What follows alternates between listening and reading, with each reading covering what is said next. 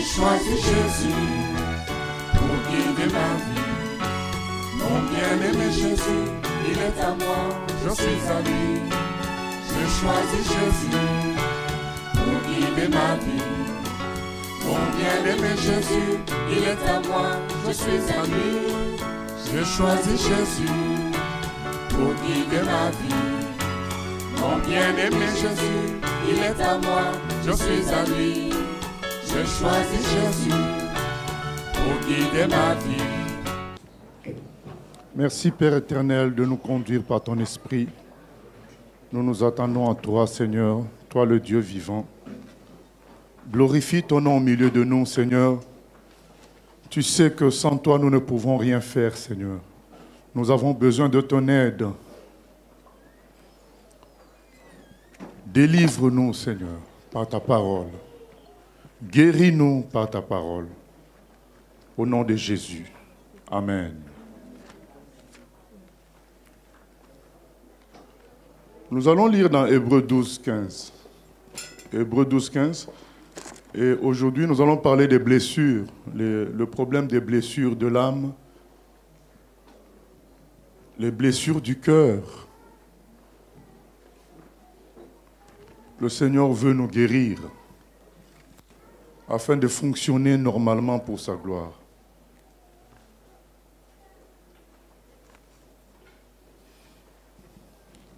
Hébreux 12, 15. Hébreux chapitre 12, verset 15. Veillez à ce que personne ne se prive de la grâce de Dieu, à ce qu'aucune racine d'amertume poussant des rejetons ne produise du trouble, et que plusieurs n'en soient infectés. Voilà, il nous est dit, veillez à ce que personne ne se prive de la grâce de Dieu. Donc l'action des blessures peut nous priver de la grâce de Dieu. Et dans ce verset, on nous parle de l'amertume. L'amertume, c'est un ressentiment, une tristesse, une contrariété profonde en nous et qui peut nous détruire. C'est ça qu'on appelle les blessures de l'âme, les blessures de cœur. Donc on garde un ressentiment, on garde de l'amertume. Et ce verset nous dit que cette amertume peut produire des rejetons. Attention, c'est des racines. C'est parfois des choses qui sont vieilles, des choses du passé, mais ça peut produire des rejetons. Les rejetons, c'est des petites plantes qui poussent. Les rejetons, c'est des petites plantes qui poussent et qui finiront bien sûr par être des vrais arbres. Hein. Donc attention, on ne doit pas rejeter ça. Et ce verset nous montre que la racine d'amertume peut produire des rejetons, peut produire des plantes et qui vont finir par être des arbres et qui vont tout détruire et nous priver carrément de la grâce de Dieu. C'est vraiment des choses dangereuses. Ça nous permet de définir les blessures. C'est un ressentiment, de l'amertume que nous gardons en nous suite à un choc, suite à des souffrances qu'on a subies dans le passé, suite à des dégoûts aussi qu'on a subis dans le passé, suite à des colères qu'on a subies dans le passé, ça peut créer des blessures. Et quand ces blessures ne sont pas guéries, ça détruit la vie de beaucoup de personnes.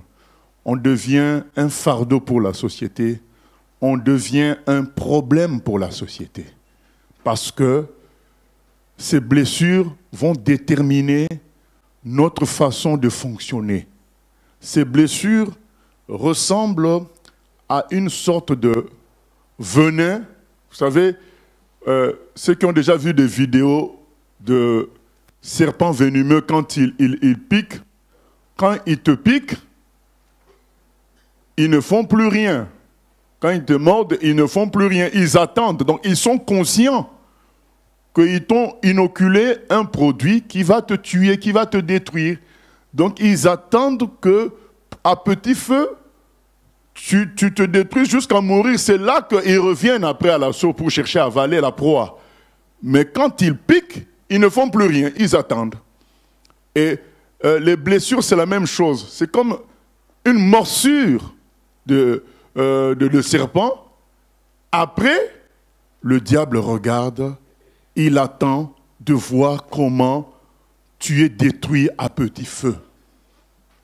Il attend de voir comment, parce qu'on va chercher à résister, mais la chose fait son effet.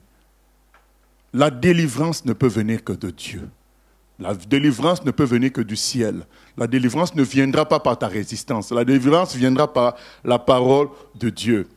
Et nous devons être conscients de ça. Beaucoup de gens ont pris des trajectoires liées aux blessures qu'ils ont subies dans le passé. Il y a des gens qui ont pris des trajectoires de chercher à tout prix l'argent. Pourquoi ils cherchent à tout prix l'argent? Peut-être parce qu'ils étaient petits. Quand ils étaient petits, ils avaient des voisins riches qui se pavanaient dans leur richesse. Eux, ils étaient pauvres. Il y avait des insultes. Et ça a créé des blessures. Et la personne a décidé, moi, je serai riche à tout prix. Et c'est des gens comme ça qui finissent après par faire des contrats sataniques, de fétiches, pour devenir riche. Parce qu'il s'est dit, je serai riche à tout prix. Donc ça détermine ta trajectoire. Il y a des gens qui ont été négligés. Quand ils étaient à l'école, on se moquait d'eux par les copains. Et ça crée des blessures. Et de telles personnes, le jour où ils trouvent une ouverture, par exemple avec la mafia, avec le banditisme, ils se rendent compte qu'en faisant partie d'un groupe de banditisme, il peut se venger de tous ceux qui l'ont injurié. Il peut se venger en quelque sorte de l'humanité. Parce que quand on subit ces blessures-là, on finit par considérer que c'est toute l'humanité qui a tort. Et on se dit, maintenant avec les armes, je deviens un homme. Et on fait partie de la mafia. Et finalement, à 42 ans, à 43 ans, on meurt dans des vengeances de groupes mafieux. Les blessures les blessures déterminent le cheminement des gens. Parce que c'est comme une puissance forte en toi qui cherche une compensation. Une puissance négative qui cherche une compensation. On t'a trop brimé, on t'a violé, et ce dégoût-là, cette colère, cherche une compensation. Et c'est ainsi que beaucoup finissent par devenir eux-mêmes aussi des violeurs parce qu'ils ont été violés. Parce que la compensation, c'est revivre cet acte pour voir si ça me guérit peut-être. Mais ça t'enfonce. Parce qu'on cherche à s'en sortir par soi-même. Les blessures, c'est dangereux. Les blessures, c'est ça qui crée les divorces. Parce qu'on accumule. On t'a dit une phrase. Au lieu de régler par le pardon, tu accumules une phrase aujourd'hui, une phrase demain. Et ça crée des blessures. Et ces blessures-là vont chercher une compensation. La compensation, ça peut être la haine. Donc une haine qui va équilibrer ce que tu as subi. C'est comme si tu réponds à ce que tu as subi en haïssant la personne. C'est comme si ça te donnait un équilibre. Et malheureusement, ça finit mal pour tout le monde. Les blessures, c'est grave. Parce que beaucoup de chrétiens, en étant affectés, ne sont pas entrés dans le plan de Dieu. Comme on a lu dans Hébreux 12, 15, ils se sont privés de la grâce de Dieu. Parce qu'ils n'ont pas cherché à être guéris de leurs blessures. Ils les ont laissés, ils se disent convertis, mais ils gardent toujours Comment on peut comprendre ça? Quand on discute avec eux, ils rappellent toujours les fautes du passé. Quand les gens font les enseignements de base, il y a un passage que vous lisez qui dit que celui qui rappelle sans cesse les fautes du passé divise les amis. Et ces gens-là, rappelle toujours les fautes du passé, rappelle toujours les chocs, les souffrances du passé. Il s'en rappelle et il rappelle ça aux gens. Peut-être pas, et ce qui est plus grave, il ne rappelle même pas ça aux concernés, mais il rappelle ça à d'autres personnes. Et ce qui fait que ça entretient toujours leurs blessures et ils se privent de la grâce de Dieu. Ils se privent de la grâce de Dieu. Parce que la grâce de Dieu, c'est quoi? C'est que Dieu te donne un nouveau commencement. Prends, vas-y. Mais toi, tu dis, non, non, non, je reste dans mon passé. Je veux que Dieu, tu recommences mon passé. Mais Dieu ne peut pas recommencer le passé. Le passé, c'est passé. Dieu te donne un avenir pour que tu sois dans la joie, pour que ton passé soit complètement oublié, effacé. Mais toi, tu dis, non, c'est mon passé que tu dois changer. Mais non, prends l'avenir, saisis l'avenir. Et c'est dans l'avenir que la gloire se manifestera. Il y a plein de gens, même dans le monde, qui ne sont pas des chrétiens, qui ont préféré saisir l'avenir. Aujourd'hui, le plus grand footballeur, Messi, c'est des gens, c'est quelqu'un qui a grandi avec des hormones de croissance. Il était trop petit. On se moquait de lui. Mais il a choisi de l'avenir. Il a choisi de bosser. Aujourd'hui, c'est le meilleur joueur du monde. Il est moins grand que les autres, mais c'est le meilleur joueur du monde. Mais s'il s'était contenté des blessures, dire on se moque de moi, il vient pleurer près de maman, on s'est moqué de moi. Et la maman aussi encourage, ah oui, c'est vrai mon fils. Et donc, est-ce que cet homme-là s'en serait sorti? Non. Il a préféré le boulot. Il a préféré travailler, malgré sa petite taille. Il n'a pas regardé à ce que les gens pouvaient dire. Il a choisi l'avenir. Il a choisi le travail. Et ce qui est plus grave, c'est les chrétiens qui ont toute une carrière. Nous allons lire les textes. Hébreux 12 dit, devant la carrière que Dieu nous a ouverte, saisissons cette carrière. On lira ça. Donc il y a plusieurs sortes de blessures. Il y a des blessures qui viennent par le tort qu'on a subi. Quelqu'un d'autre nous fait du mal. Et souvent, c'est un tort immense. Hein? Les vraies blessures, c'est des viols, des injustices répétées par la belle-mère peut-être, par des parents d'adoption. Il y a des gens qui ont grandi orphelins. Ils ont traîné de foyer en foyer ou bien de maison en maison. Ou bien ils ont été chez un oncle, chez une tante et ils ont subi des blessures. Ces blessures-là les ont brisées. C'est des torts qu'on subit de la part des gens. Donc ça vient de l'extérieur sur nous. Il y en a de toutes sortes. Il y a des gens qui ont été dans des pays dictatoriaux. Ils ont subi des torts.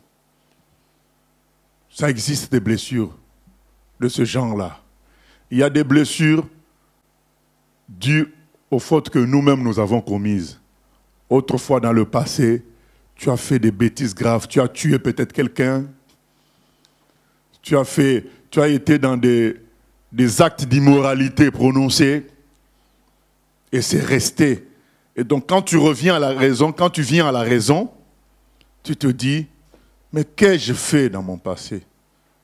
Et tu te condamnes toi-même. Donc c'est une blessure infligée par tes propres actes.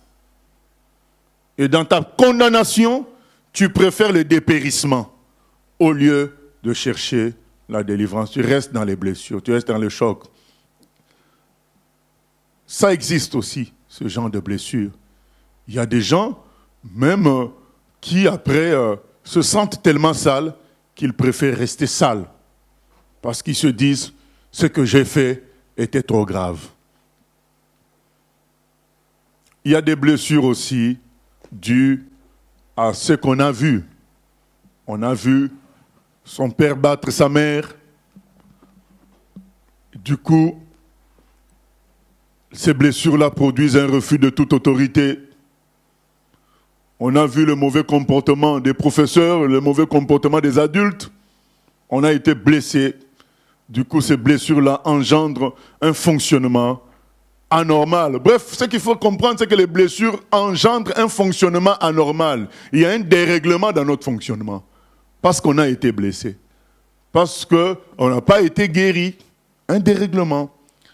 Et c'est une réalité. C'est ce qui a produit des gens comme les Hitler. Des gens qui ont été blessés et ils ont voulu se venger. C'est ça la compensation, parce que les blessures appellent à une compensation. Quelqu'un vient compenser le traumatisme qu'il a subi, les souffrances qu'il a connues, les manques qu'il a connus. Il veut compenser. Et c'est ça qui produit des gangsters, ça produit des dictateurs, ça produit la dépression, ça produit toutes sortes de maux, ça dérègle la vie d'une personne. C'est ça la réalité, ça produit des acteurs de pornographie, ça produit des prostituées, parce que c'est des gens, la plupart qui ont été blessés quand ils étaient enfants. On a abusé d'eux. Alors ils se sont sentis sales. Alors ils préfèrent se vautrer dans la saleté, consciemment maintenant. Alors qu'avant c'était des erreurs, parfois, mais là, ils choisissent. Donc les blessures peuvent venir comme ça, des choses qu'on a vues, on a assisté à des tortures, on a assisté à des choses, et ça nous a traumatisés, ça nous a blessés. Et il y a les blessures aussi qui peuvent venir des défauts naturels. Des défauts naturels. Tu n'as pas beaucoup de cheveux, ça devient un problème, ça te blesse. Tu as l'habitude d'avoir que à peine 5 sur 10 à l'école, ça te blesse. Ou bien, tu regardes, quand toi, on connaît comment Michael Jackson cherchait à devenir blanc, donc tu regardes ta peau, ça ne te plaît pas. Donc tu te blesses comme ça tout seul. Moi, j'appelle ça des blessures injustes. Ce n'est pas des vraies blessures, ça ne vient pas d'un mal vraiment direct, mais c'est notre fausse conception qui crée ces blessures-là. Défaut naturel, tu es né infirme et tu te crées toi-même ça comme blessure. On ne néglige pas le fait que les gens peuvent aussi parler, mais toi-même aussi, tu te dis c'est pas normal et ça devient une blessure pour toi. Il y a les inégalités aussi naturelles qui sont des blessures qu'on peut soi-même se créer. Quand tu étais jeune, quand tu te promenais avec ton meilleur ami, c'est ta meilleure amie que les garçons toujours suivaient, et ça peut te créer une blessure inutile pour dire pourquoi je suis moche, c'est toi-même qui crée ça. Au fait, tu n'as pas été attaqué, personne ne t'a fait du mal. C'est toi-même qui conclus qu'il y a un problème et tu commences à te créer des blessures. Ton meilleur ami a toujours été premier de classe et toi tu as été 5e. Et ce n'est pas mauvais. Mais en fonction de ce que tu vois chez ton meilleur ami, tu t'es créé toi-même une blessure. C'est des inégalités naturelles, on en fait une blessure. Ça existe aussi. Des gens qui se blessent tout seuls par inégalité naturelle. Et c'est injuste, c'est pas bon. Parce que ces inégalités naturelles font que nous faisons tout un monde. Font que le monde peut vivre. Parce que si tout est pareil, on ne peut plus vivre. Imaginez qu'il n'y ait plus la nuit. Comment on va dormir? Comment on va reconnaître? Comment notre corps va se reposer? Il faut qu'il y ait le jour et la nuit. Il faut qu'il y ait des inégalités puisque c'est un monde inégal. Donc s'il n'y a pas d'inégalité parmi nous, on ne pourra pas composer quelque chose. Pour faire un aimant, il faut qu'il y ait un pôle sud dans le aimant, un pôle nord. Sinon, ce n'est plus un aimant. Les inégalités contribuent à ce que le monde existe et vive. Et parfois, on peut se blesser tout seul par les inégalités naturelles. Considérer que l'autre est mieux loti, moi, je suis né avec peu. Non. On ne doit pas se laisser blesser bêtement comme ça. Chaque humain a un rôle à jouer sur la terre. Il faut chercher ton rôle. Chaque humain a sa femme, chaque homme a sa femme, chaque femme a son homme. On ne doit pas avoir une taille, une façon d'être qui doivent plaire à toutes les femmes. Pourquoi? Puisque tu n'as qu'à choisir une seule. Donc tu n'as pas besoin de plaire à tout le monde.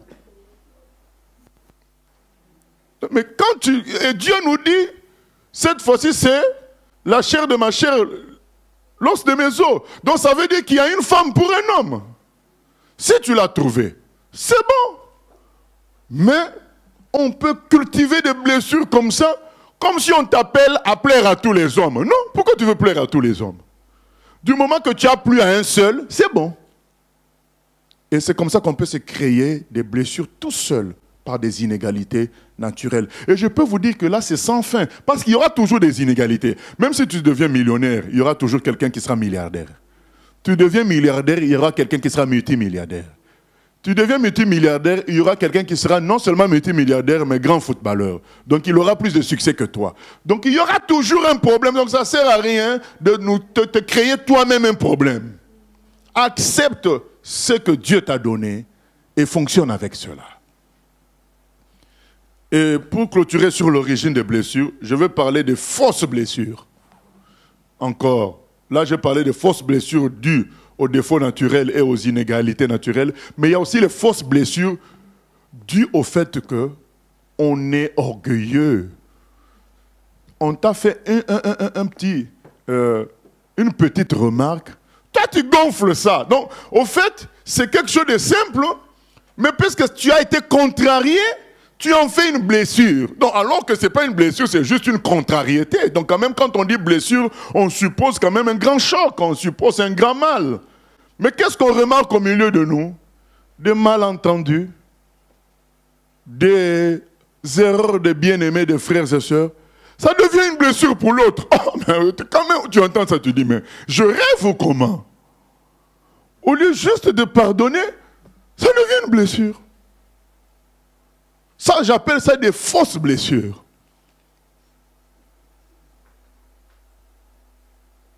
On peut être là, on fait 5 réunions de prière, et pendant les 5 réunions de prière, souvent on dit à la fin, oh, frère un tel, tu peux clôturer, ou bien avant telle chose, sœur, est-ce que tu peux prier? Maintenant on a fait 5 réunions de prière, toi on ne t'a pas sollicité, ça devient une blessure. Moi je ne comprends pas pourquoi à chaque fois le pasteur lui ne me sollicite pas. Donc la personne sait créer sa propre blessure. Et ça fonctionne, hein? Donc ça veut dire que sa vie est détruite à cause de ça. C'est ce que j'appelle des fausses blessures. Ça veut dire que ce n'est pas quelqu'un qui t'a fait du mal. C'est toi-même qui déduis que quelque chose est grave par ta conception. C'est des fausses blessures. Ou dans une maison, une maman a acheté des choses pour ton frère et ta soeur, tu considères qu'on s'occupe de lui plus que de toi. Mais nous connaissons ce qu'une maman. Une maman ne peut pas faire de favoritisme. Un parent ne peut pas faire du favoritisme. Mais c'est toi qui vois mal les choses. Et tu te crées toi-même une blessure. Vous savez, l'homme est égoïste. Quand on lui fait du bien, il ne compte pas. Mais il compte ce qu'on fait pour l'autre. Peut-être s'il comptait, il verrait qu'on a fait plus à lui qu'à l'autre. Maintenant, quand on le fait à lui, il ne compte pas. Il considère, mais c'est mon droit, je suis son enfant. Et puis, il ne compte pas. Mais dès qu'on fait à l'autre, il oublie que l'autre aussi, c'est un enfant. Ça, j'appelle ça des fausses blessures. Nous devons arrêter avec cela. Nous devons arrêter. Le Seigneur nous appelle à nous ressaisir. Nous devons... Beaucoup de gens ont pris des directions, des mauvaises directions. Ils ont laissé l'amertume diriger leur vie. Tu considères qu'on t'a déconsidéré, alors tu cherches par toi-même le pouvoir. Tu cherches par toi-même la gloire, au lieu de laisser Dieu faire. Et puis, au lieu de vivre heureux avec ce que Dieu te donne, tu commences à vivre en fonction de ce que les gens ont dit sur toi. Donc tu es téléguidé par les gens. Ce n'est pas normal. On devait vivre la liberté avec Dieu. Mais quand on commence à vivre parce que les gens ont dit que je ne valais rien, je vais leur prouver. Donc c'est que nos blessures nous pilotent, nous donnent une mauvaise direction. C'est comme ça que beaucoup ont touché à la magie. C'est comme ça que beaucoup, ils se sont eux-mêmes autoproclamés prophètes, ils se sont autoproclamés apôtres parce qu'ils ont des blessures. Ils veulent prouver au monde qu'ils sont quelque chose.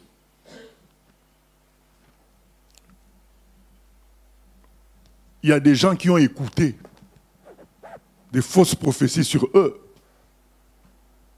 Je viens d'un pays où, quand tu expliques un verset, automatiquement on t'appelle pasteur.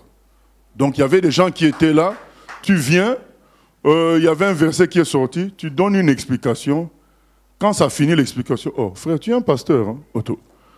Alors maintenant, quand tu entends ça, tu reviens à l'église, personne ne te calcule, tu es toujours dans l'équipe de balayage, tu te dis, oh, mais comment à l'église on ne me remarque pas partout là où j'interviens?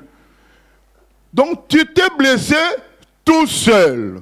C'est-à-dire que tout seul. Vous savez, quand on était à l'école, il y avait des gens, il était le champion de son quartier. Donc dans ce quartier-là, on dit, ah, le petit là qui habite dans la maison numéro 10 là, oh, il est très intelligent. Mais oui, mais très intelligent dans ton quartier. Parce que quand on se retrouve tous maintenant à l'université, c'est les intelligents de tous les quartiers qui se retrouvent.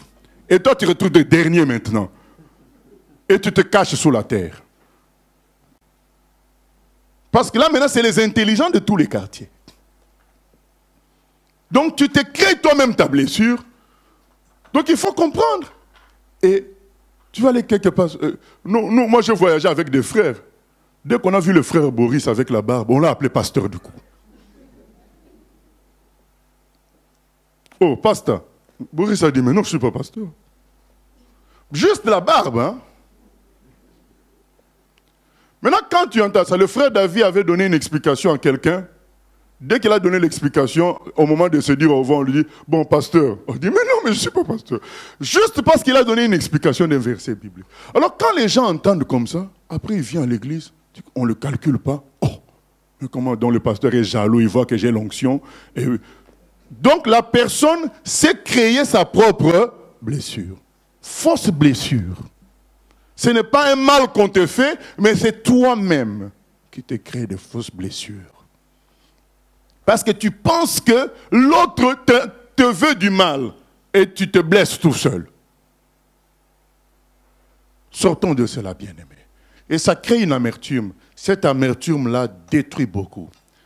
Et nous voyons que le Seigneur, quand il est venu, il a dit une phrase très importante qu'on va lire dans Luc 4, 18 à 19. Luc 4, 18 à 19.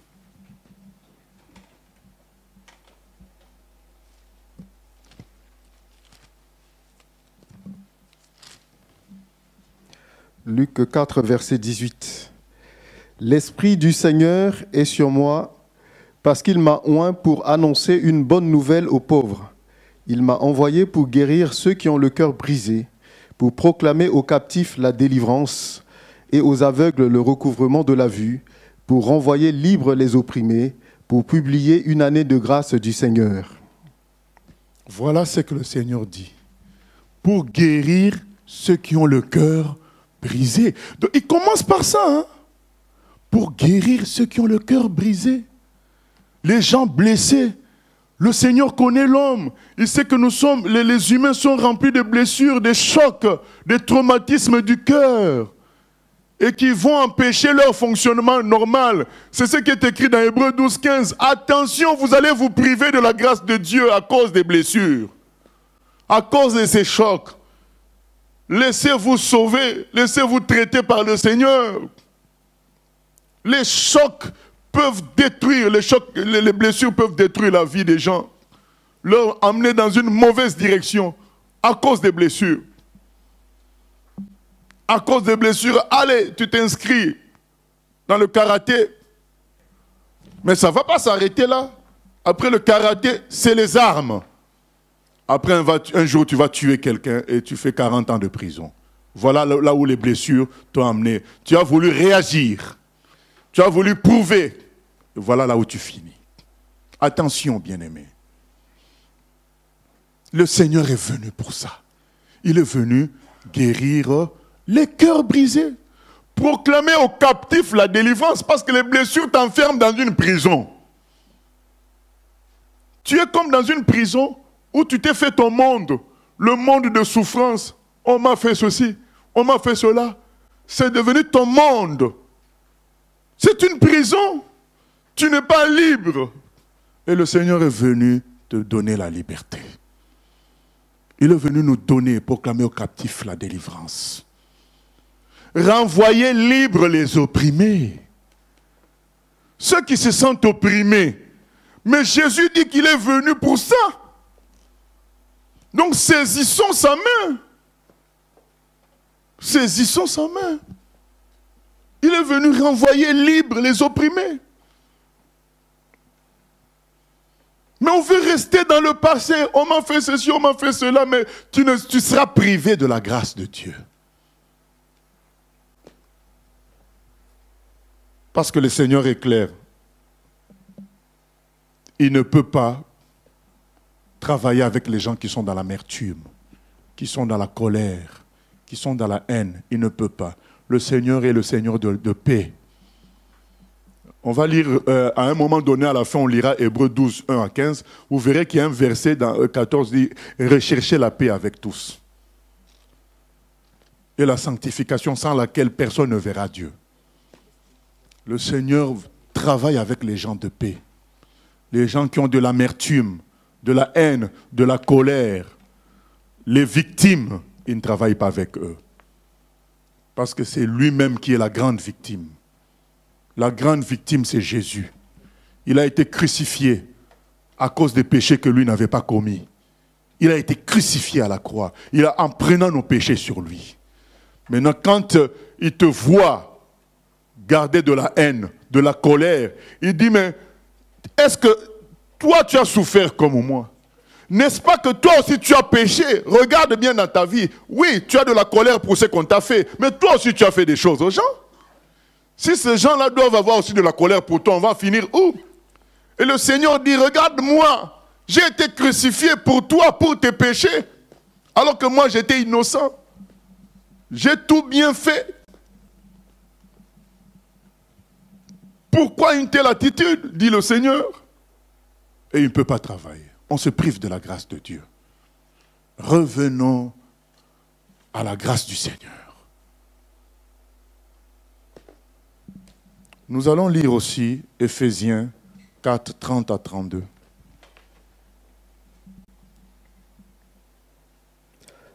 Éphésiens chapitre 4, verset 30. N'attristez pas le Saint-Esprit de Dieu par lequel vous avez été scellés pour le jour de la rédemption. Que toute amertume, toute animosité, toute colère, toute clameur, toute calomnie et toute espèce de méchanceté disparaissent du milieu de vous. Soyez bons les uns envers les autres, compatissants, vous pardonnant réciproquement, comme Dieu vous a pardonné en Christ. Amen. Il a dit, il ne faut pas qu'il y ait de l'amertume. L'amertume, c'est ça, l'entretien, tu entretiens ta blessure, c'est ça l'amertume. Tu es dans l'amertume. Il ne faut pas. S'il y a un problème, il faut régler. Il ne faut pas qu'il y ait l'amertume. Il faut régler avec le Seigneur. Même si on ne peut pas régler avec l'autre, mais réglons au moins la chose avec le Seigneur. Et nous lisons encore le psaume 103, 1 à 3. Psaume 103, 1 à 3.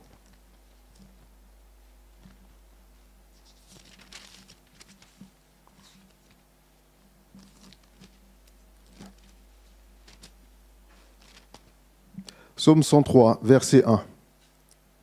Mon âme bénit l'Éternel, que tout ce qui est en moi bénisse son saint nom. Mon âme bénit l'Éternel, et n'oublie aucun de ses bienfaits. C'est lui qui pardonne toutes tes iniquités, qui guérit toutes tes maladies. Amen. Celui qui guérit toutes tes maladies. Mon âme, il guérit les maladies de l'âme. Nous devons nous confier au Seigneur. On n'a pas le droit de garder nos blessures parce que la solution est là. On n'a pas le droit de garder l'amertume parce que Dieu est prêt à nous enlever tout cela. On n'a pas le droit de ressasser le passé. Toujours rappeler les mêmes souffrances du passé, les mêmes torts, les mêmes blessures. Ce n'est pas normal. Alors que celui qui est venu guérir les cœurs brisés a été crucifié à la croix pour nous. Les choses doivent changer. Le Seigneur veut nous entraîner dans son plan. Le Seigneur veut glorifier son nom à travers nous. Mais avec les blessures, ce n'est pas possible. Pourquoi? Parce qu'il sait que s'il nous met sa gloire, on va se venger. Les blessures appellent toujours la compensation. Toujours la compensation. Souvenons-nous de ça. Quand je suis blessé, je veux penser toujours à une compensation. Ça peut être la colère. Ça peut être la haine.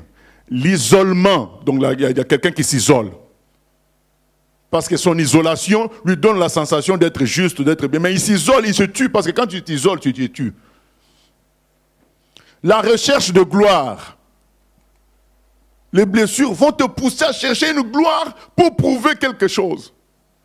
Un bon salaire pour prouver à quelqu'un qui se croyait riche autrefois, qui t'a brimé. Tu veux maintenant un bon salaire. Dès que tu as ce salaire, on ne te reconnaît plus. C'est parce que les blessures étaient en train de fonctionner. Combien de gens, on ne les a plus reconnus quand ils ont été bénis? Dès qu'ils ont été bénis, on ne les reconnaît plus. Parce que dès qu'ils sont bénis, puisque les blessures n'étaient pas finies, la pensée qu'ils ont, c'est de montrer, c'est de vivre maintenant, de prouver qu'ils ont quelque chose. Parce que les blessures n'avaient pas été guéries. Mais quelqu'un, on voit quelqu'un comme Paul, il arrive quelque part, il prêche au gouverneur. Le gouverneur, c'est comme un roi dans la ville. Le gouverneur se convertit. 2 jours après, Paul quitte cette ville. Parce que c'est quelqu'un qui n'avait pas de blessure. Il n'avait pas besoin de l'argent du gouverneur pour prouver que Dieu était avec lui. Il n'avait pas besoin de l'argent du gouverneur pour être heureux. Il avait besoin que de Dieu. Mais les gens qui ont des blessures, dès qu'ils trouvent une occasion de s'enrichir, une occasion où ils ont une certaine stabilité matérielle, financière, on ne les reconnaît plus. Le langage change. Parce que les blessures étaient encore là. Les blessures appellent à une sorte de vengeance. C'est la compensation. Souvenons-nous de cela. On va rechercher à être comblé sur la terre pour compenser les blessures. Parce qu'on ne sait pas laisser guérir. Ce n'est pas bon. Acceptons la main tendue du Seigneur. Comment sortir de ces blessures, bien-aimés, qui sont si destructrices? On a vu Saül, comment il s'est détruit tout seul. Juste parce qu'il a entendu que les femmes ont dit Saül a tué 1000, David en a tué 10 000. Aïe! Ça lui a créé une blessure contre David. Et finalement, il a tout fait pour tuer David. On a vu qu'à un moment donné, il a reconnu que David était un béni de Dieu. Il a béni David. Il a dit de bonnes choses sur David. Mais juste après avoir dit de bonnes choses sur David, il a cherché encore à le tuer parce que les blessures continuaient à fonctionner. Il suffisait que Saül se dise, David a son appel, moi j'ai mon appel. Il allait être guéri. Mais il continuait à ne pas accepter qu'on ait dit, David a tué 10 000, Saül en a tué que 1000, en a tué 1000.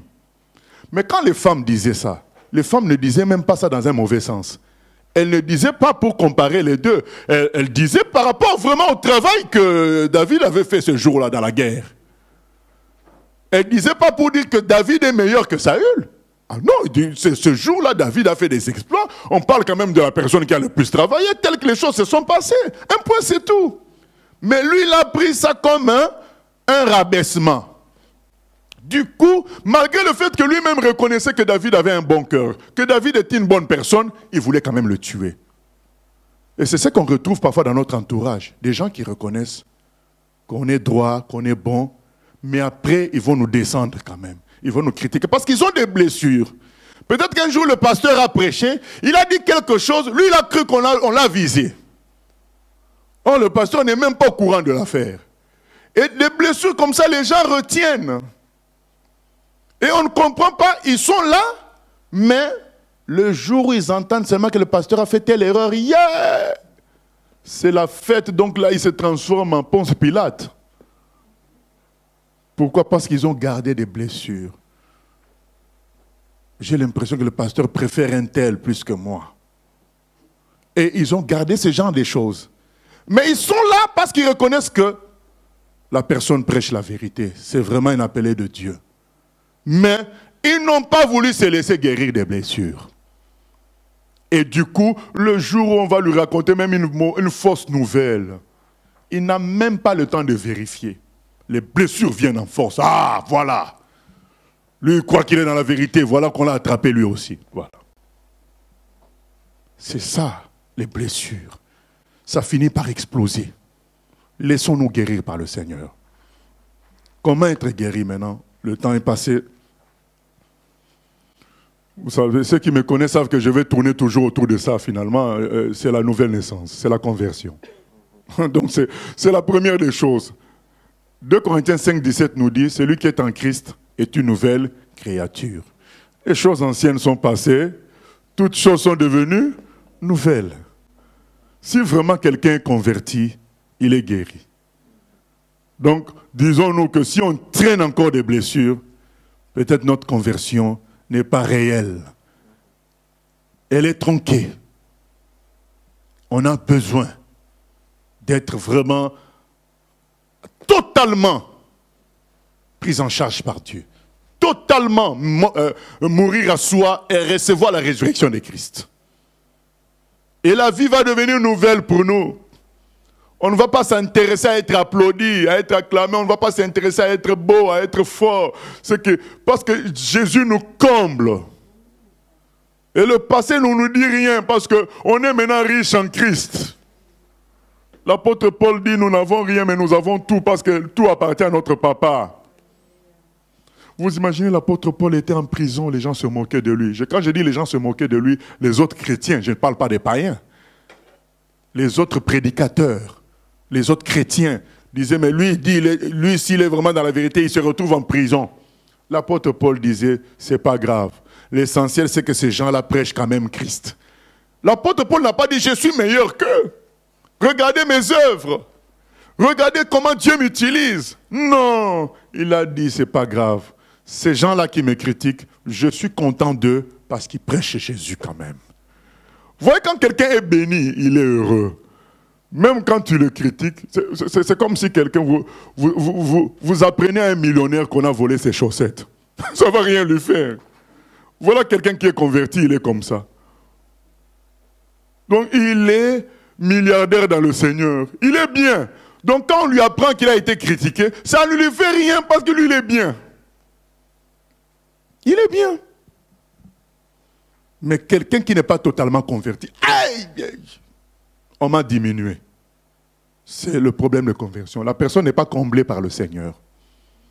Quand on est comblé par le Seigneur, on est bien. Nouvelle créature. Bien aimé, il ne faut pas avoir honte de se convertir. Même quand on a un titre de pasteur, je ne sais quoi. Maurice Rey n'a pas eu honte. Il était pasteur, cela faisait 3 ans. Vous connaissez cette histoire, je vous la donne toujours. C'est très important parce que j'estime que le plus important pour un enfant de Dieu, c'est la conversion. Il était pasteur depuis 3 ans, avec un diplôme de théologie. Mais il n'était pas heureux. Il a fait venir un autre pasteur, un aîné. Il a discuté avec lui. Mais le pasteur aîné lui a dit, mais je comprends ton problème. Tu n'es pas converti. Il dit, mais quoi? Moi, je suis pasteur. J'ai fait la théologie. Je dirige l'église depuis 3 ans. Il dit, oui, mais tu n'es pas converti. Parce que tu n'as pas abandonné ta vie entièrement entre les mains du Seigneur. Tu ne sais pas c'est quoi la conversion. Et le pasteur lui explique. La conversion, c'est quelqu'un qui dit, ma vie n'existe plus. Maintenant, c'est la vie de Christ qui doit vivre en moi. Ah bon? Oui, c'est ça. Et bien Maurice Rey dit, ben moi je veux être converti. Moi j'aime Jésus. Parce qu'on peut aimer Jésus et ne pas être converti. Mais moi je veux être converti. Quand on dit aimer Jésus, donc avoir de la sympathie pour lui. Parce que le véritable amour va aller avec la conversion. Mais moi je veux me convertir. Eh bien ils font la prière avec le pasteur. Et quand il se convertit, sa vie change. Le soir même, il ouvre la Bible, il tombe sur Éphésiens 4:11. C'est moi qui appelle les docteurs, les pasteurs, les prophètes, les apôtres pour conduire mon peuple. Et c'est là qu'il reçoit son appel. Et quand il reçoit ainsi son appel, il va à l'évangélisation. Il arrive à la gare de midi, il prêche la parole. Il y avait un paralytique, il dit « Lève-toi au nom de Jésus-Christ ». Le paralytique se lève. Dieu accompagne son ministère. Parce que maintenant la conversion est arrivée. Les blessures sont parties. D'ailleurs, ça fait partie des gens qui étaient un peu spécialistes de toutes ces histoires de blessures, de l'âme. Parce que lui-même, il a expérimenté ça. Comment Jésus peut guérir un cœur? Nous devons nous convertir. Dire, Seigneur, j'abandonne ma vie entre tes mains. Totalement. Que je sois en prison, que je sois moqué, que je sois diminué, c'est toi qui m'intéresse plus que tout. Quand le jeune homme riche a dit à Jésus, je vais te suivre, le Seigneur a dit, mais, je vais aller dans le royaume des cieux, applique la parole. Monsieur a dit, oui, j'applique tout. Jésus a dit, ah bon, il y a un verset, il y a une parole que je te présente particulièrement. Vends tous tes biens et suis-moi. Au fait, cette parole de vendre tous ses biens et suivre Jésus, ça va avec la parole, tu aimeras le Seigneur de tout ton cœur, de toute ton âme et de toute ta pensée. Lui, il disait qu'il appliquait toute la loi. Donc on lui a sorti un extrait de la loi. Vends tous tes biens sous une autre forme. On ne lui a pas sorti sous la forme, tu aimeras le Seigneur de tout ton cœur, de toute ton âme, de toute ta pensée. Sous cette forme-là, tout le monde va dire, moi j'aime le Seigneur. Mais on lui a sorti sous une autre forme. Vends tous tes biens et suis-moi. Mais c'est le même commandement. Si vraiment le Seigneur, tu tiens à lui autant, tu dois être prêt à te priver de tout pour être dans sa volonté, pour être dans son amour. Le monsieur, il s'en est retourné triste. Vous voyez la différence entre la religion et la conversion. Mais à cause de la conversion, les gens comme Paul ont été privés de tout. Ils ont connu que la prison. Peu de temps en liberté. Il a fini la tête coupée, historiquement. Ce n'est pas écrit dans la Bible, mais historiquement, c'est ce qu'on nous a rapporté, on nous rapporte. À cause de la conversion, les gens comme Pierre ont obéi à des ordres rationnellement bêtes. Ils ont fait toute la nuit, ils n'ont trouvé aucun poisson. Jésus lui dit, jette le filet. C'est comme si un paysan voit un mathématicien, il lui dit, je vais te résoudre le problème que tu n'arrives pas à résoudre. Et l'apôtre Pierre obéit à quelqu'un qui n'était pas un pêcheur de poissons. Lui, il était un professionnel. Il n'a pas trouvé. Et le profane dans la pêche vient lui dire, jette le filet. Il a dit, Seigneur, quand même, moi je suis professionnel, on a fait toute la nuit, on n'a pas trouvé. Mais comme tu me donnes l'ordre, j'obéis à ton ordre. Ça, c'est la conversion. Quelqu'un qui a saisi que Dieu, dans son ordre, il y a ma bénédiction. C'est cela. Dire conversion comme ça, tout le monde dit, ah, j'ai accepté Christ. Mais oui, mais il faut poser la question autrement. Est-ce que tu es prêt à tout vendre et suivre le Seigneur? Est-ce que tu es prêt à être dans la dernière place quand tu es avec les enfants de Dieu? Est-ce que tu es prêt à abandonner ton travail pour le Seigneur? Est-ce que tu es prêt à te laisser gifler et à ne pas répondre? C'est ça la véritable conversion. Dieu nous appelle à la conversion. À vivre que pour lui et de lui. Est-ce que tu es prêt à vivre par grâce et non pas par les œuvres? C'est ça la conversion. Dépendre de Dieu, attendre la délivrance qui vient d'en haut, pas que ce qu'on se fabrique tout seul. C'est ça la conversion. C'est tout cela. Si on se convertit réellement, les blessures vont s'en aller. Mais toutefois, comme il y a des cas qui continuent, des choses qui continuent, nous passons à la deuxième étape. Adopter le principe du pardon continuel. C'est-à-dire à chaque fois que les blessures reviennent, tu pardonnes. Mais les gens vont dire, mais j'avais déjà pardonné, mais oui, mais puisque si tu es toujours blessé, tu pardonnes encore. Donc nous allons lire dans Marc 11, 25 à 26. Marc 11, 25 à 26. Et le pardon a bloqué beaucoup de personnes et les a empêchés d'entrer dans la gloire de Dieu. Parce que le plan de Dieu pour eux s'est bloqué. Dieu ne peut pas avancer avec eux. Marc chapitre 11, verset 25. Et lorsque vous êtes debout, faisant votre prière, si vous avez quelque chose contre quelqu'un, pardonnez, afin que votre Père qui est dans les cieux vous pardonne aussi vos offenses. Mais si vous ne pardonnez pas, votre Père qui est dans les cieux ne vous pardonnera pas non plus vos offenses. Voilà. Donc si maintenant Dieu ne te pardonne pas, ta vie est bloquée. Bien-aimés, redoutons plus que tout la colère de Dieu. Tous nos problèmes entre nous, c'est rien du tout par rapport à la colère de Dieu. Et c'est ce que Élie avait dit à ses enfants. Élie dit, mes enfants, quand ses enfants profanaient les sacrifices qu'on amenait au Seigneur, il a dit, mes enfants, quand on a des problèmes entre hommes, Dieu peut intervenir. Mais quand tu as des problèmes avec Dieu, qui va intervenir? Pardonnons, bien-aimés. Adoptons ce principe. Pardonnons jusqu'à ce que ça ne revienne plus. Quand ça revient, oh Seigneur, je pardonne, puisque c'est revenu encore. Il y a des gens qui disent, ça, on pardonne, mais on n'oublie pas. Ce n'est pas un bon langage, ça. Ça montre que la personne ne veut pas vraiment pardonner. Si on pardonne, on peut oublier. Puisqu'il est écrit que Dieu oublie nos péchés.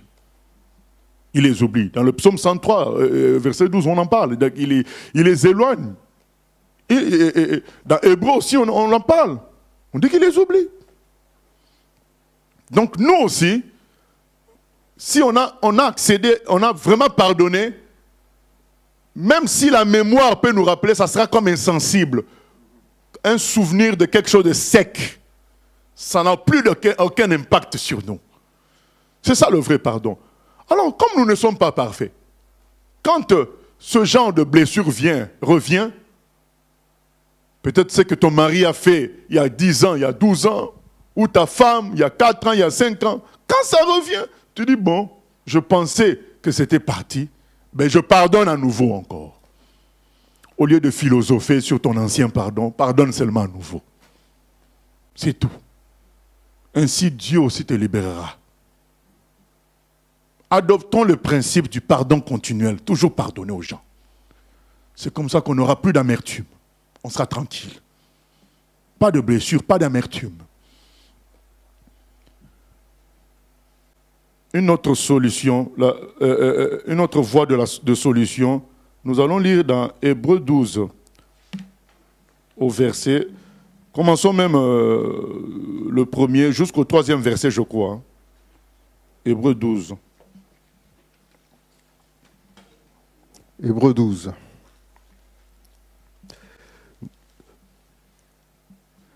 Nous donc aussi, puisque nous sommes environnés d'une si grande nuée de témoins, rejetons tout fardeau et le péché qui nous enveloppe si facilement. Voilà, je m'arrête un peu là. Rejetons tout fardeau. Hein? Nous sommes environnés, Paul dans Hébreu 11, il cite tous les gens qui nous ont précédés, des gens qui ont été grands avec le Seigneur, les Élie, les Élisée, les Moïse, les Jacob. Il dit, mais on a tous ces exemples-là, on est environné de tous ces exemples-là. Alors pourquoi garder des fardeaux dans nos vies et qui nous empêchent de les imiter, de faire des exploits comme eux? Arrêtons avec ces fardeaux. Les blessures, c'est des fardeaux que tu portes. C'est des chaînes avec des boulets. Tu marches, tu avances, mais tu es lourd dans ta marche parce qu'il y a les blessures. C'est des fardeaux. Arrêtons avec ça de dire, un tel ne m'aime pas. Un tel ne me parle pas, il ne m'invite pas chez lui. Arrêtons avec ces choses-là. Avançons, il y a beaucoup de choses à faire. Oui, ancien. Et courons avec persévérance dans la carrière qui nous est offerte. Amen. Courons dans la carrière qui nous est offerte. Dieu nous donne une carrière, c'est-à-dire un projet. Comment être guéri des blessures? C'est entrer dans ce projet-là. En fonctionnant pour Dieu, notre mémoire va être renouvelée par les choses de Dieu. Et les choses anciennes vont partir. Beaucoup ne sont pas libérés. Pourquoi? Parce qu'ils ne sont pas dans le plan de Dieu. Ils ne sont pas dans le projet de Dieu. Ils ne fonctionnent pas pour Dieu. Ils n'agissent pas pour le Seigneur. C'est pourquoi ils ne sont pas dans une bénédiction qui peut effacer les blessures du passé. Parce que la gloire de Dieu enlève les choses du passé. La gloire de Dieu, c'est extraordinaire. Comme Khalid, l'Égyptien, qui était terroriste. Quand il a lu la Bible, il a connu l'amour du Seigneur. Le Seigneur s'est révélé à lui et il lui a parlé. À 6 heures du matin, il s'est réveillé. Vers 6 heures du matin, donc à l'aurore, il se réveille. Il sort dans les rues, il commence à embrasser tout le monde. Lui qui était un terroriste. Vous savez, les terroristes, on avait peur de lui même par sa maman dans sa maison. Donc, sa maman, ses sœurs avaient peur de lui. Dès que l'amour de Dieu l'a saisi, il entre dans la chambre de sa mère, il s'agenouille devant sa mère. Il dit, maman, pardon. Vous voyez comment quand Dieu guérit, parce que tous ces terroristes-là, c'est des blessés. C'est des déçus de la société, des blessés, des gens qui veulent se venger par la violence, en montrant une certaine religiosité exacerbée. En réalité, ils ont des blessures, ils ont des vides d'âme. Ils veulent combler ça par une religiosité trop appuyée et montrer que j'existe. Maintenant, quand ils reçoivent maintenant la véritable vie en Christ, ils entrent dans la carrière que Dieu leur propose. La vie change. Khalid a commencé à embrasser tout le monde dans la rue. Parce qu'il a saisi l'amour du Seigneur. Il entre maintenant dans la carrière que le Seigneur lui propose. Entrons dans le projet de Dieu. Tant qu'on n'entre pas dans le projet de Dieu, on est privé de beaucoup de choses. Et ça va toujours nous rappeler les blessures anciennes. Parce qu'on est dans la privation. Mais quand on est comblé par le Seigneur, parce qu'on est dans son projet, on est dans son plan, les choses changent. Dieu nous a donné à nous tous quelque chose. En un temps donné. Après, parfois, ça augmente. Peut-être Dieu t'a donné la louange comme projet. Peut-être Dieu t'a donné le son comme projet. Dieu t'a donné la propreté des choses de Dieu comme projet. Dieu t'a donné des... Et tant que tu n'es pas dans ces choses-là, tu ne ressentiras pas cette gloire-là. Il y aura une privation. Je me souviens, on était en Guyane, on avait été invité quelque part. Je redoutais un peu cet endroit-là parce que je supposais qu'il y aura des opposants à nous, des opposants radicaux à nous, qui seraient aussi invités. Et je me disais, l'atmosphère va être quoi?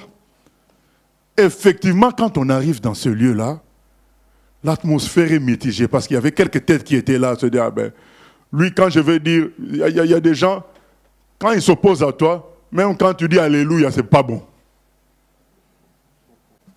Tu dis Jésus, il dit, tu n'as pas mis la majuscule dans ta phrase, alors que quand on parle, il n'y a pas de majuscule. Donc c'est des gens qui, alors quand ils étaient là, c'était froid. Bien aimé, quand on a commencé à louer le Seigneur, hein, pendant 30 minutes, ça a été le combat, mais nous, on est entrés dans notre adoration sans tenir compte de ça. Mais à la 45e minute, les froids ont commencé aussi à adorer, ont commencé à louer. Satan était vaincu, l'animosité était vaincue. Et le Seigneur m'a parlé, il m'a dit, je vous ai donné la louange pour gagner, triompher avec ça. Mais nous, on voulait quoi? Nous, on veut quoi? On veut que le Seigneur règle le problème. Non, mais le Seigneur dit, moi, je t'ai donné tel don. C'est ça qui va régler. Fonctionne dans la carrière que Dieu t'a proposée. On apprend qu'il y a une réunion de prière tel endroit. Tu peux y aller, mais tu restes chez toi en train de regarder la télé. Après, tu ne comprends pas que la nuit s'est mal passée. Mais j'ai vu tel mauvais esprit m'a attaqué. Mais oui, mais si tu étais parti à cette réunion-là, tu vas recevoir la gloire de Dieu. L'esprit allait sentir l'odeur de la gloire de Dieu, il ne se serait même pas approché. Courons! Dieu nous propose des choses, la carrière, il nous propose des choses. Quand on entre dedans, sa gloire est là. Et les blessures s'en vont, les problèmes s'en vont. Entrons dans la gloire de Dieu, dans la carrière que Dieu nous propose. Et nous, on veut compenser par la chair les blessures, ça ne marche pas. Ça continue. Saisissons la gloire de Dieu. Comme tout, c'est ce que Paul dit dans 1 Corinthiens 7, 29, quand il dit, mais les temps sont difficiles, que ceux qui ont une femme vivent comme s'ils n'en avaient pas. Tu es marié. On entend dans certains milieux chrétiens, il faut savoir entretenir l'amour par des paroles de douceur, par des invitations au restaurant. C'est écrit où dans la Bible, bien-aimé? C'est la chair. Vous voyez le silence qui s'ensuit là? C'est la chair. On n'est pas contre le restaurant. On n'est pas contre les compliments. On dit tout simplement, c'est pas ça qui va faire ton mariage. C'est la gloire de Dieu. Quand vous êtes tous dans la carrière de Christ, tu vas voir la différence. Tu vas voir la différence. C'est ce que Paul dit, que ceux qui vivent, qui sont mariés, vivent comme s'ils n'étaient pas.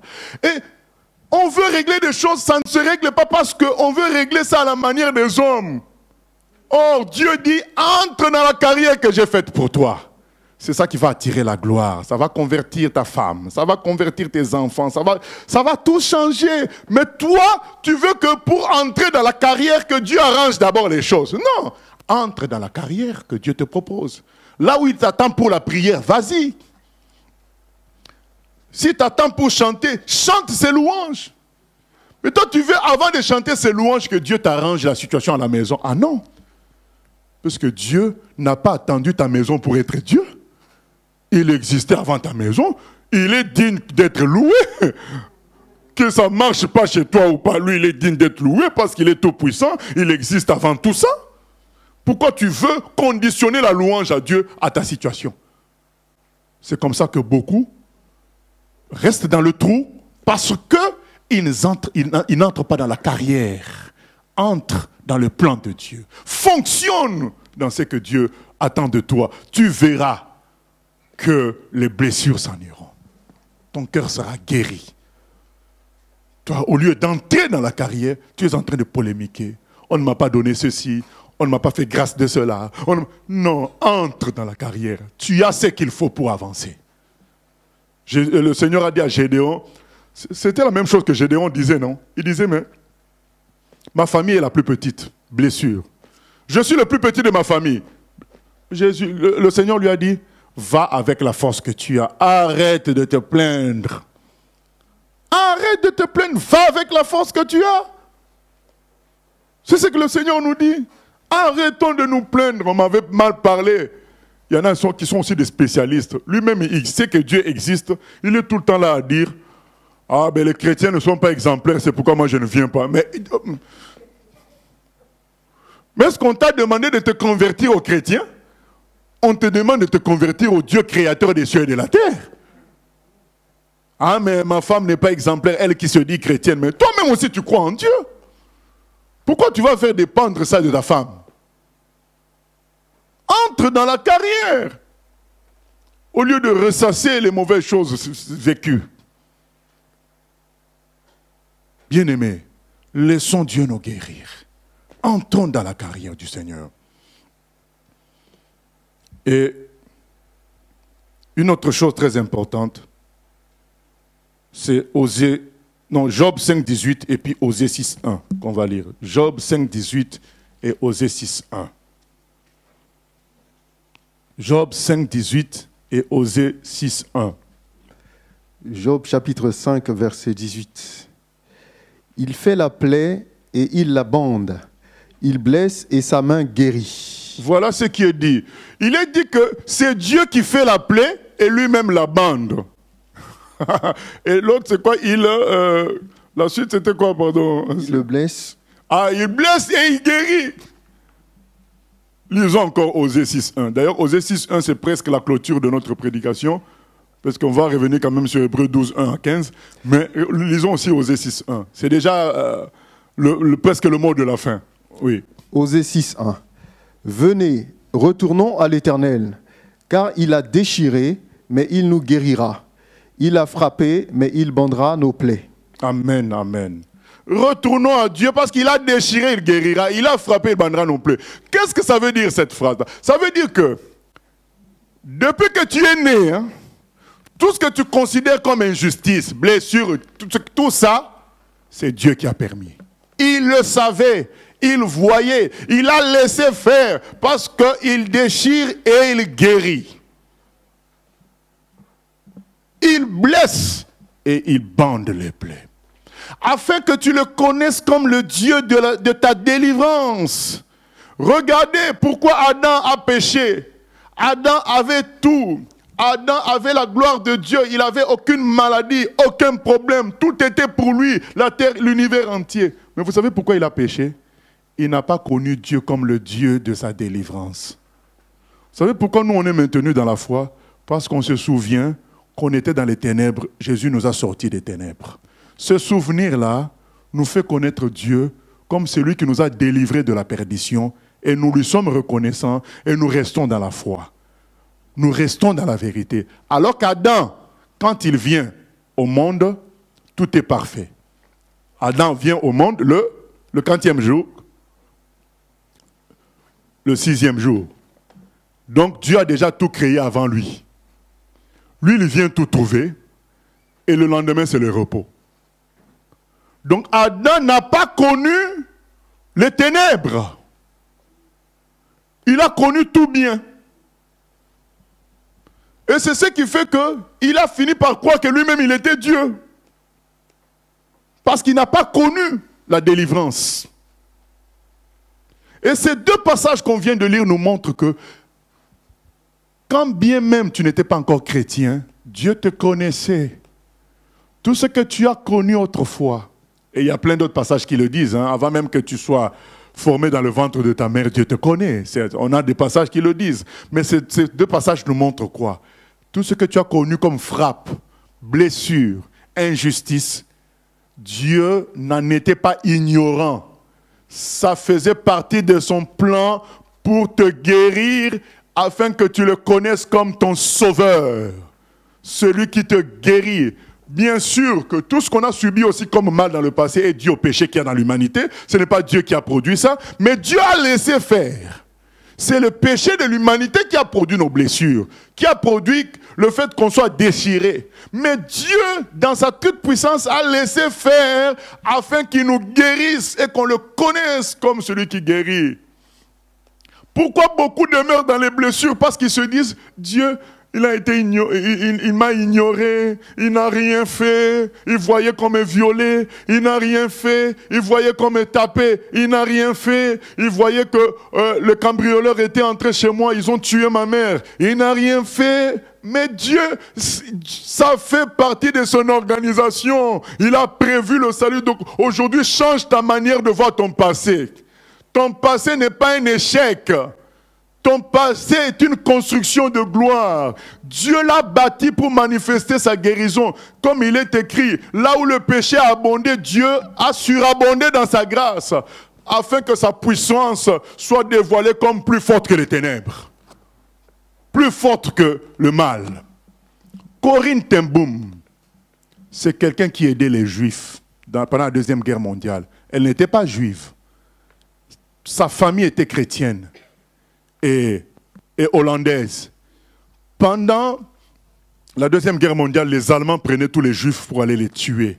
Et eux, ils cachaient les Juifs chez eux. Ils avaient trouvé une cache, ils cachaient les Juifs chez eux.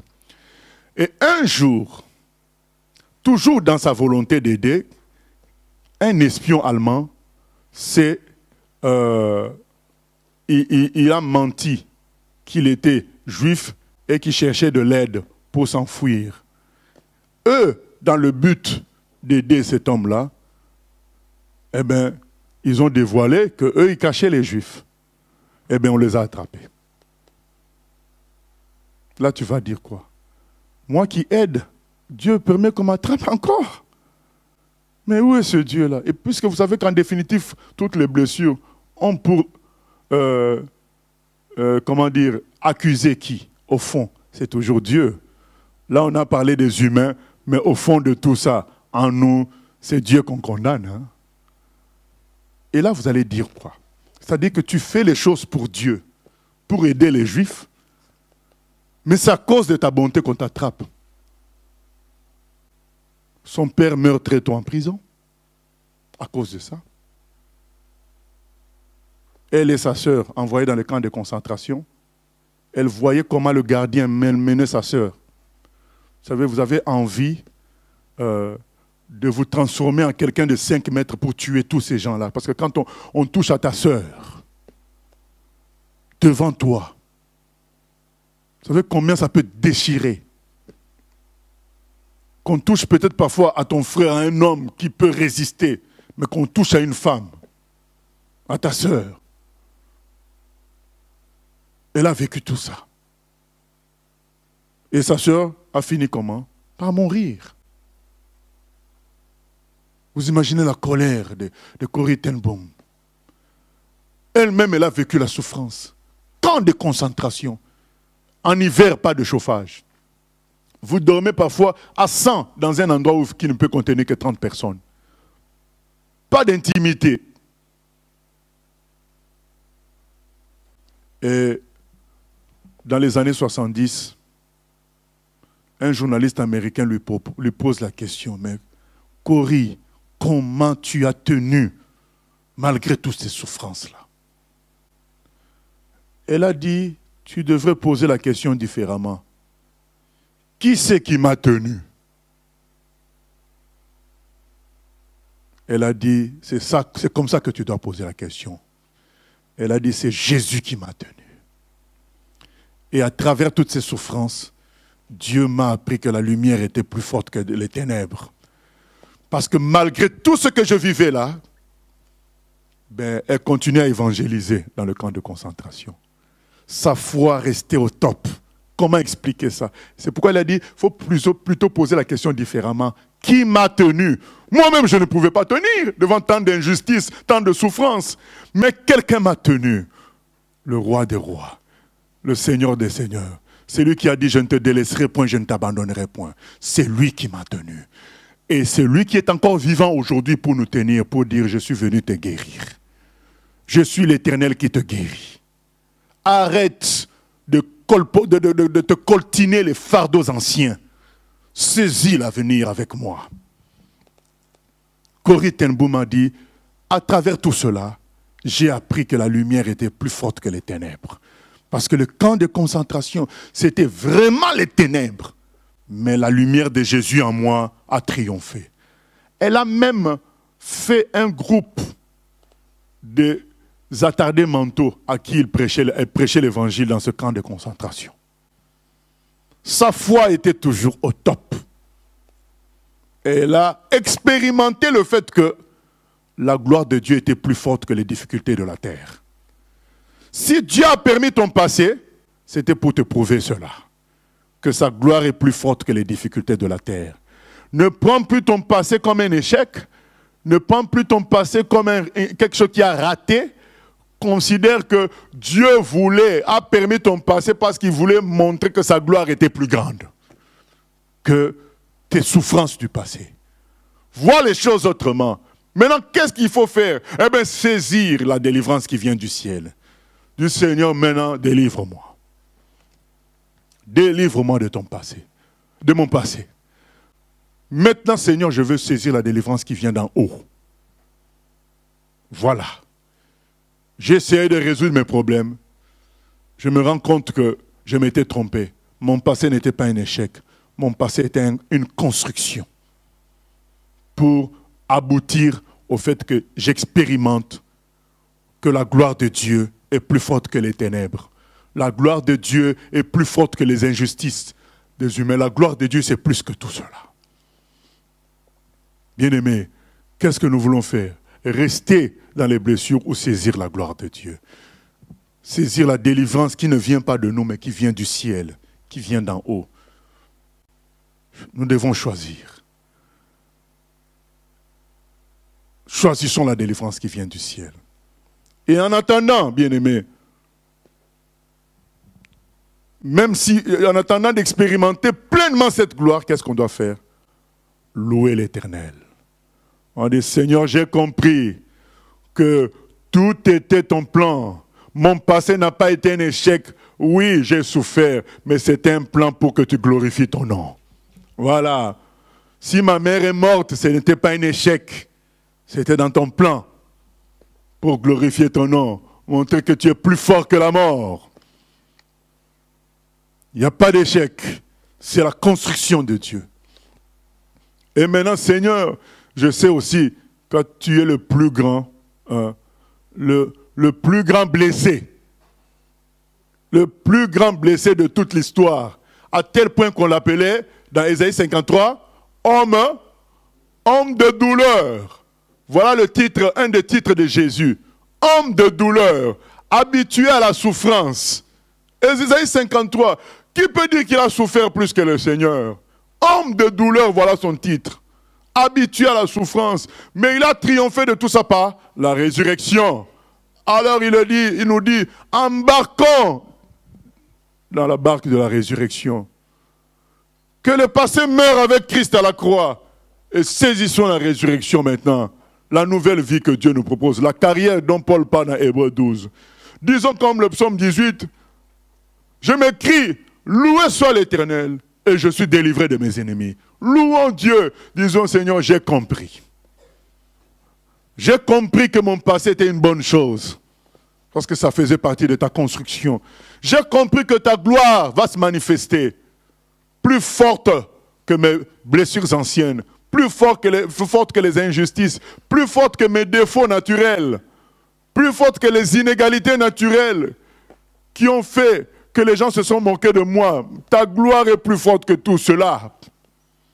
Et je vais l'expérimenter. Et en attendant, je te loue parce que je sais que je vais l'expérimenter. Je te loue à l'avance. Par anticipation de ce que tu vas faire. C'est ce que nous devons choisir, bien-aimés. Là, nous allons prier que ceux à qui tu dois pardonner, pardonne. Et reçois aussi, comme ça tu peux recevoir aussi le pardon de Dieu.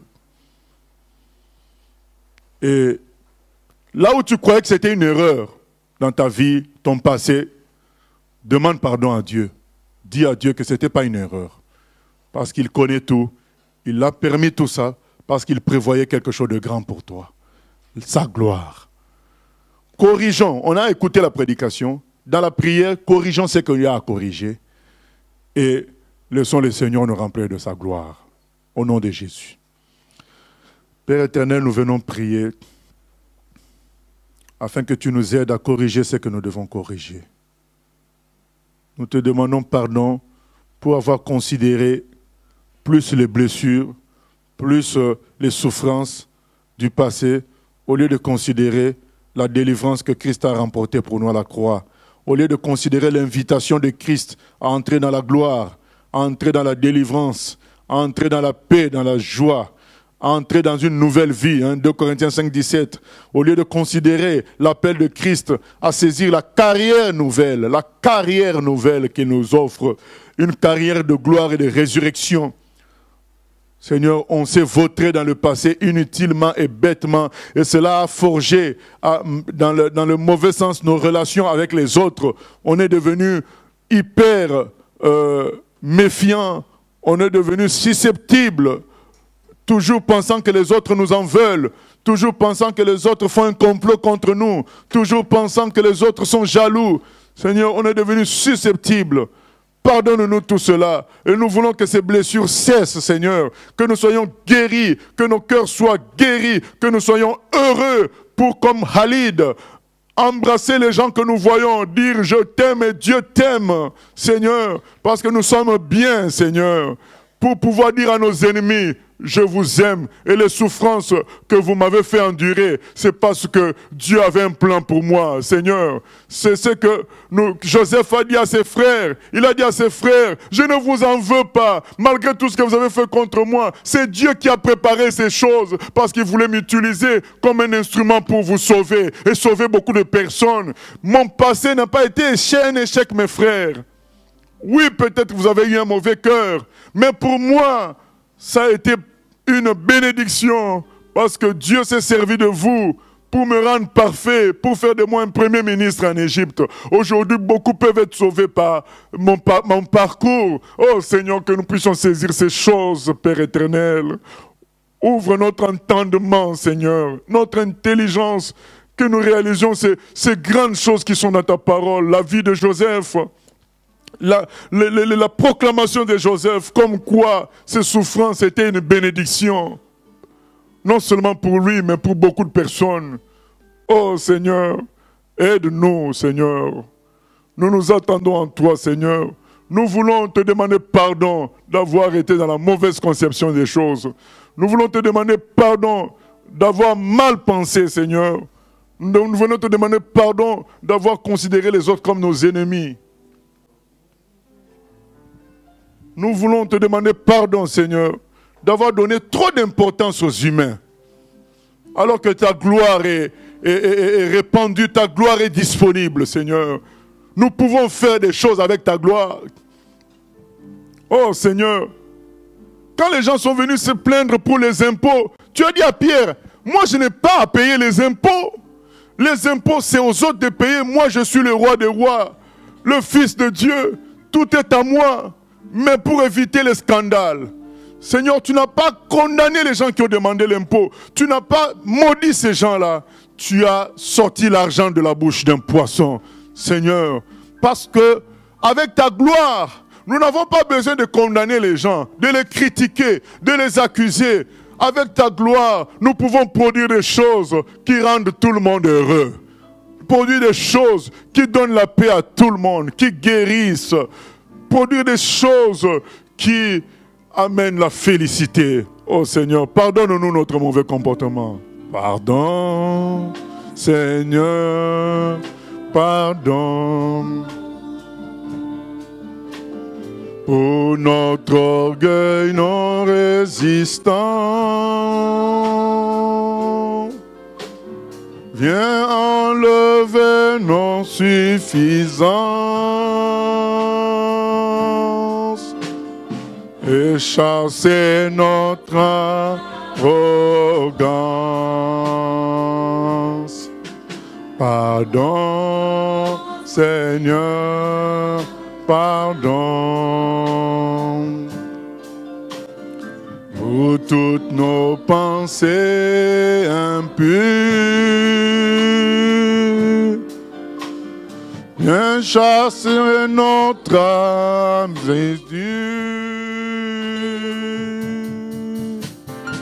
et nos raisonnements obscurs.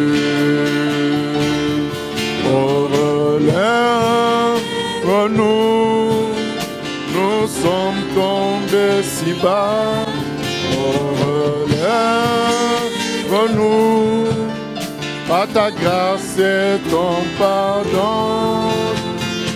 Aie pitié de nous. Nous nous humilions devant toi. Oh, relève-nous, Seigneur. Oh, relève-nous. Nous sommes tombés si bas. Relève-nous à ta grâce et ton pardon. Aie pitié de nous. Nous nous humilions. Oh, relève-nous, Seigneur.